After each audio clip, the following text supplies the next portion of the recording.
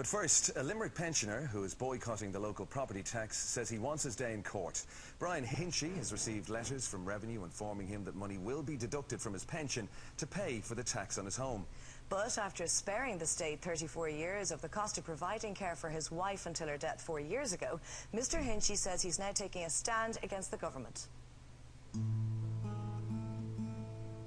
Well, the main reason I don't want to pay this tax is because of the fact that we bailed out bankers and bondholders to a tune of approximately 80 billion euros, and I worked hard to put the roof over my head, and I don't think it's democratically right that I should have that money stopped out of my pension. Did I break a law? If I broke a law, then I should be in court, and I should have my say in court, and I will answer any judge's question in my way. And as far as I'm concerned, everything about this is logical. It's simple. We're being paid. It's the very same as if these people went into a bookies, they put money on a horse, the horse lost, and they got their money back. That is not right. And we're joined in studio now with Brian Hinchy along with Mick Murphy from the Campaign Against Property Tax and Austerity. You're both very welcome, gentlemen. Morning, folks. Brian, if we can start with you, obviously we'll get to the main issue at hand and this decision not to pay the property tax and so on. But just to put it in context, I mean, a lot has gone into this from your point of view in terms of caring for your wife. And just give us a little taste of your personal story. What's brought you to this point? Well, I suppose from my wife's point of view, it was on Christmas Eve 1975, I was in a pub having a great time. And there was a beautiful looking woman sitting across from myself and my friends, and we were all looking at her, and the boys bet me 50 pence a man that I wouldn't go over and chat up this beautiful bird. So I went over, sat down alongside her, chatted away for the night. And at the end of the night, I asked her, could I walk her home? And she said no. And I kind of got flustered, and I wondered why. And she said, because I can't walk. You wouldn't know she couldn't walk because of where she was. But I took her home that night in a cab and never looked back. And you were married a couple of years later, and 2 years later, September '77, we got married. Yeah.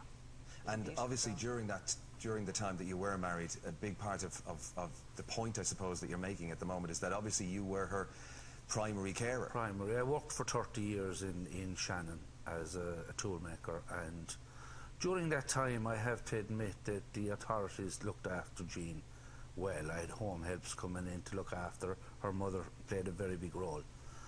And then in 2001 I was made redundant, and the day I was made redundant, I came home to Jean and told her, and her face lit up, because I was going to be there with her full time.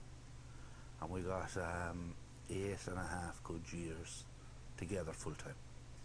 And so leading us to this moment now then, because you've suffered from ill health in the past few years and you've had your medical card revoked, is this what's bringing you to this point in terms of taking a charge against the property tax? Well, it's an accumulation of everything. It's how much more is it going to take for Irish people to get off their backsides and say, that's enough, we've had enough. But you're making a stand against this property tax in the hope that you would get your day in court to explain your specific individual circumstances, Laura, and that's being denied you, isn't it? That's been denied me. The fact that they can come along, send me a letter to say, now, I've got 2 letters. Sure. Because I built a granny flat for my mother-in-law to move closer to us. And both my mother-in-law and wife have passed away, and my son, his wife and 2 grandkids are living in that granny flat now.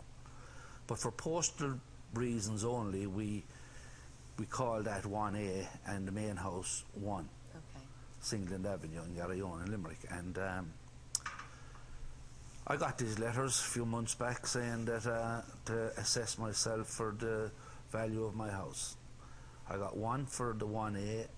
My son got it because his postal address was on it, and I got the other one for So I ignored it, which I'm going to do. I'll ignore it until my day in court, and which it looks like I'm not going to get. So I didn't value the house, so it's I've got 2 bills for €112 each. Okay, so they evaluated the house, but are you not able to contest that evaluation like everybody else? Well, I was told that you can get a referral that when my property is sold, or when I die, or my sons sell it, then the property tax is taken out of it. I don't want that. It's an unfair tax. I should not have to pay it. And just on the specifics of it, how much is it that the government are looking to take? What have you been assessed as? Well, I didn't make any assessment. Right, the houses in Garryowen are probably worth 80 max thousand at the moment. So that's not the assessment that they have put on. No, I put no in. But they then give you the list of. Now, when I didn't come back to them, they must have automatically put me into the category of 100 to 150,000, which is €112 for the 6 months from July to December this year, which will double next year. So it's the fact that means I have a bungalow. Sorry, Laura, I have a bungalow in Garryowen, which they're valuing at €300,000 if you add the 2 together.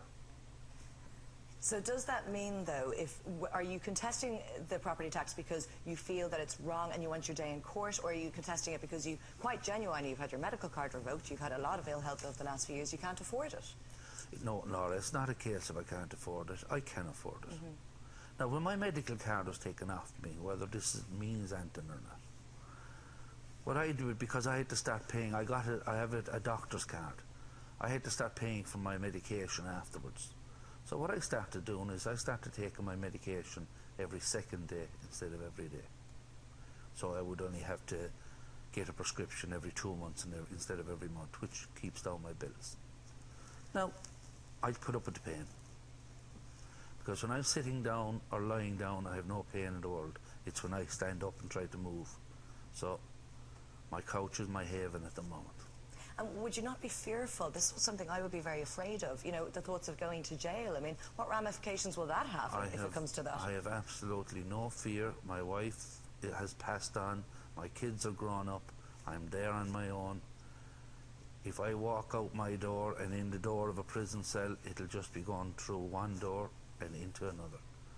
And you're prepared for that? I'm prepared for that. I want my day in court. Mick, if we can bring you in here, because you obviously represent an organisation that would be, I suppose, very familiar with stories similar to Brian's. I'm sure you hear many different variations of stories of people who want to resist the property tax. I mean, what other, is this typical of the kind of stories you hear? Absolutely, of course, very typical and quite an interesting story, obviously, that Brian tells. Unfortunately, things have moved on quite rapidly in the last couple of months. A big majority of people felt that they had to register to pay the property tax because of the draconian legislation that the government brought in, and now they're following through with the rest of us that are left in terms of preparing to take it out of our pensions, wages or whatever, and in that sense looks like they're going to collect. You can argue at this point that the property tax is an established fact, but that does not mean that our campaign is over, because all that means for us is we're going to switch to campaigning now for it to be removed and repealed, because it has no popular support. I won't say none, but as the big majority of people certainly are opposed to it. The government was never elected to bring this in. They have no mandate, and they've taken the money off us, and our plan now is to take the votes back off them. In Limerick, the local campaign there is putting forward 8 candidates in the local elections. In Dublin South West here, we're going to do the same. And we're going to basically gear up to take them on that way. Is that the only course of action really that's available? It's not a question of being able to not pay it, as you say, that the mechanisms are put in place for them to take it regardless of you paying it. So is it really just about the next elections, be they local elections and general elections ultimately, that, you know, it's about hitting them at that point and saying, you've done us wrong?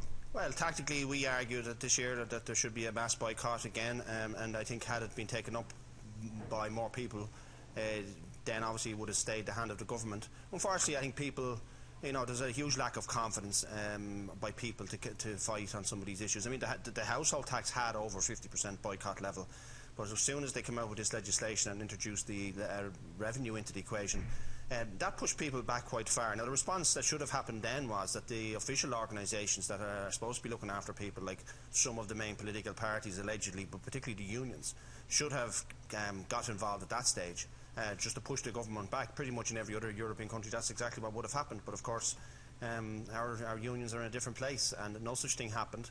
And I think people felt quite isolated then, and again, a big majority of people then went ahead and registered for the property tax, but they're not. People aren't happy about it, and I'm absolutely sure that given the opportunity in the next election, they'll take it out on the government, particularly the Labour Party, by the way. I would say that in many of these areas they're gone, they'll be wiped out from this. Now, Mick, you mentioned that a lot of people aren't happy about the property tax. That goes without saying. And Brian, you mentioned that it was an unfair tax, and plenty of people around the country think plenty of taxes are unfair. But for you, Brian, taking into account everything that you've gone through and the loss of Jean, what is an alternative solution, and how do you think Jean would feel if you're taking this stance?